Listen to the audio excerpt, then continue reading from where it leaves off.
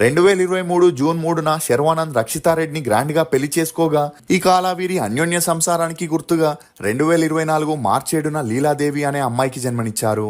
అలా అన్నీ బాగానే సాగుతున్నాయి అనుకున్నప్పుడే ఉన్నట్టుండి శర్వానంద్ విడాకులు తీసుకుంటున్నాడనే వార్తలు తెర మీదికి వచ్చాయి.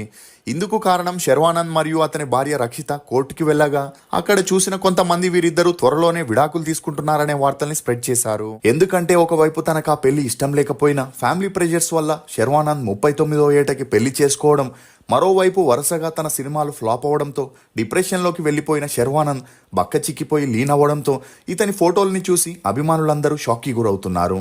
అయితే తాజాగా సంక్రాంతికి వచ్చిన నారీ నారీ నడమ మురారి బైకర్ మూవీస్ రిలీజ్ అయి సూపర్ డూపర్ హిట్ అవడంతో శర్వానంద్ కెరియర్ ట్రాక్ మీదకి వచ్చిందని ఇతని అభిమానులు సంతోషించేలోపే శర్వానంద్ తన సోషల్ మీడియా నుండి తన పెళ్లి ఫోటోలని, ఎంగేజ్మెంట్ ఫోటోలని డిలీట్ చేయడంతో మళ్ళీ విడాకుల వ్యవహారం తెరపైకి వచ్చింది.